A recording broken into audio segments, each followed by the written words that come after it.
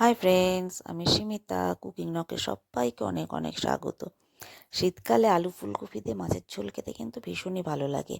তাই আজকে আমি শেয়ার করছি খুব সাধারণ একটা সিম্পল রান্না, যেটা আমরা বাড়িতে সবাই করে থাকি, আলু ফুলকপি দিয়ে কাতলা মাছের ঝোল। এখানে কাতলা মাছগুলোকে আমি ভালো করে ধুয়ে রেখেছি, এবার এটাকে নুন হলুদ মাখিয়ে নেব। আর এখানে আমি আলুটাকে ডুমো ডুমো করে কেটে ধুয়ে রেখেছি। আর এখানে ফুলকপিগুলোকে গরম জলে নুন দিয়ে ভিজিয়ে রেখেছি, যাতে এর মধ্যে যদি ছোটো ছোটো কোনো পোকা থাকে তাহলে সেটা বেরিয়ে যাবে। এবার কড়াতে আমি 4 টেবিল স্পুন তেল দিয়ে দিলাম।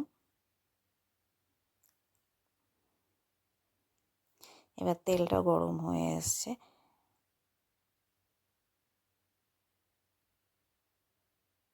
এবার এর মধ্যে দিয়ে দিচ্ছি মাছগুলো। সব মাছগুলোকে এখন আমি ভেজে নেব। মাছগুলো সব দিয়ে দিলাম। এবার মাছটাকে আমি ভেজে নেব।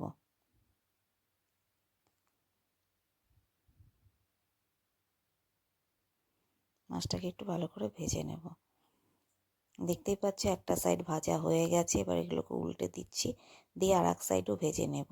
তবে খুব বেশি কড়া করে ভাজবো না, কারণ বেশি কড়া করে মাছ ভাজলে একটু শক্ত হয়ে যায়, তখন আর অত টেস্ট লাগে না খেতে।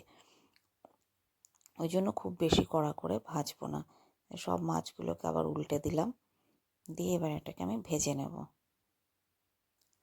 দেখতেই পাচ্ছ মাছগুলো কিন্তু আমার ভাজা হয়ে গেছে। এবার সব মাছগুলোকে আমি তুলে নেব। মাছগুলো তুলে নিয়েছি। এবার ওই তেলে আমি আলুগুলোকে দিয়ে দিচ্ছি। এবার আলুগুলোকে ভেজে নেব। আলুর মধ্যে আর এক্সট্রা করে হলুদ দিচ্ছি না, কারণ যেহেতু মাছে হলুদ ছিল, ওই হলুদেই কিন্তু আলুটা ভাজা হয়ে যাবে। এবার আলুটাকে ভালো করে একটু ভেজে নেব।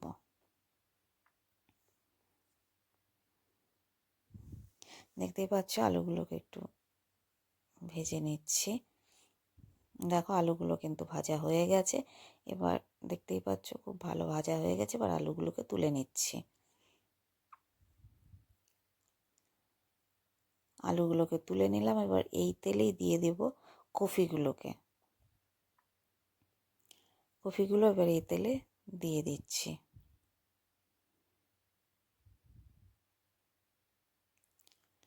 সব কফিগুলোকে দিয়ে দেব। কফিগুলো সব দিয়ে দিলাম। এবার এর মধ্যে দিয়ে দেবো সামান্য হলুদ, যাতে কালারটা একটু ভালো আসে ভাজলে, ওই জন্য সামান্য একটু হলুদ দিয়ে দিলাম। এবার কফিটাকে একটু ভালো করে ভেজে নেব।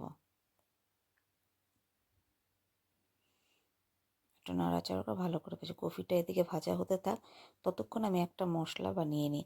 এই যে একটা বাটির মধ্যে এখানে আমি নিয়ে নিলাম 1 চামচ জিরে গুঁড়ো, আর নেব 1 চামচ ধনে গুঁড়ো, আর 1 চামচ হলুদ গুঁড়ো, আর লঙ্কা গুঁড়ো।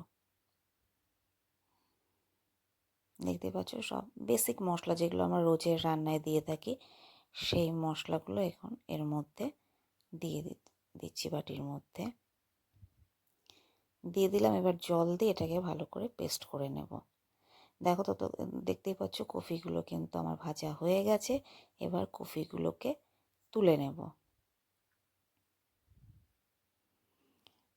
কফিগুলো তুলে নিয়েছি। এবার তেলটাও গরম হয়ে গেছে। এবার তেলের মধ্যে দিয়ে দিচ্ছি তেজপাতা আর সাদা জিরে। তেজপাতা আর সাদা জিরে ফোড়ন দিয়ে দিলাম। এবার এটাকে একটু ভালো করে ভেজে নেব।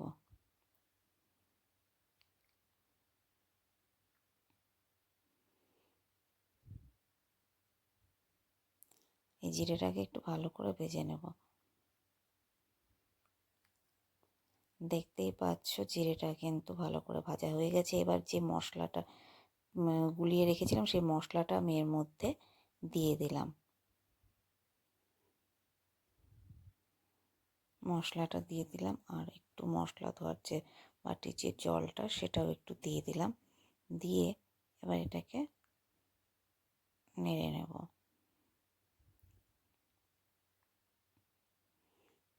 ভালো করে একটু কষিয়ে নেব মশলাটাকে। দেখতেই পাচ্ছ মশলাটা কিন্তু খুব ভালো করে কষানো হয়ে গেছে, তেলও ছেড়ে দিয়েছে। এবার এর মধ্যে দিয়ে দিচ্ছি আমি একটা টমেটো পেস্ট করে রেখেছিলাম, সেই টমেটোটা এর মধ্যে দিয়ে দিলাম। টমেটোটা এর মধ্যে দিয়ে দিলাম। এবার এটাকে ভালো করে মিশিয়ে নেব।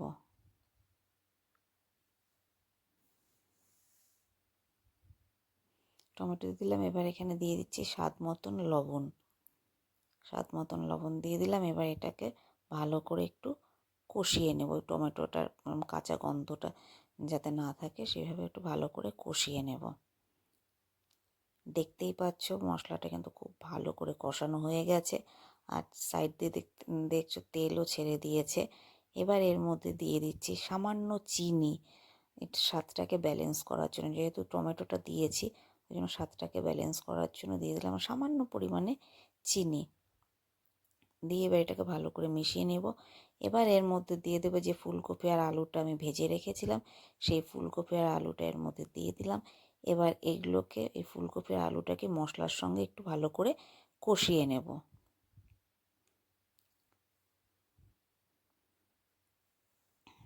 দেখতেই পাচ্ছ ফুলকপি আর আলুটাকে কিন্তু ভালো করে মশলার সাথে এবার একটু কষিয়ে নেব।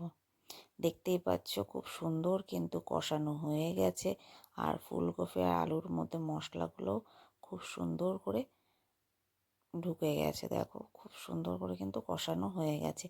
এখন আমি এর মধ্যে দিয়ে দেবো একটু গরম জল, যে জলটা আমি গরম করে রেখেছিলাম সেই জলটা দিয়ে দিলাম। এটা পরিমাণ মতো, আমার যতটুকু আমি ঝোল রাখবো সেই অনুপাতে আমি এর মধ্যে জলটা দিয়ে দিলাম। দিয়ে এগুলো ভালো করে এবার একটু নেড়ে দেব। দেখতেই পাচ্ছ ঝোলটা কিন্তু ফুটে উঠেছে।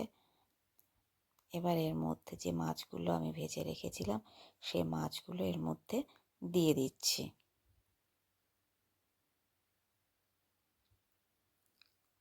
মাছগুলো এর মধ্যে দিয়ে দিলাম, আর দিয়ে দেব 3-4টে কাঁচা লঙ্কা চিড়ে রেখেছি, সেই কাঁচা লঙ্কাটা এর মধ্যে দিয়ে দেব। দিয়ে এবার এটাকে আমি খুব ভালো করে একটু ফুটিয়ে নেব।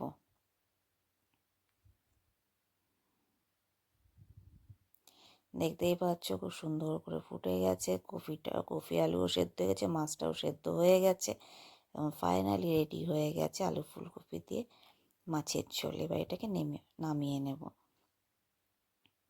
দেখো আমার আলু ফুলকপি দিয়ে মাছের ঝোল কিন্তু রেডি হয়ে গেছে। গরম ভাতে এটা কিন্তু খেতে ভীষণই ভালো লাগে। ওই যে বললাম না, শীতকালে আলু ফুলকপি দিয়ে মাছের ঝোল সত্যিই ভীষণ ভালো লাগে। তাহলে রেসিপিটা তোমাদের কেমন লাগলো অবশ্যই জানিও। আর রেসিপিটা যদি ভালো লেগে থাকে তাহলে একটা লাইক করে আমার পাশে থেকো। আর আমার এই চ্যানেলে যদি তোমরা নতুন হয়ে থাকো তাহলে প্লিজ চ্যানেলটা একটু সাবস্ক্রাইব করে আমার পাশে থেকো। চলো তাহলে আজকে এই পর্যন্তই। আবারও আসবো অন্য কোনো দিন অন্য কোনো একটা রেসিপি নিয়ে। তোমরা সবাই খুব ভালো থেকো, সুস্থ থেকো। চলো তাহলে, টাটা।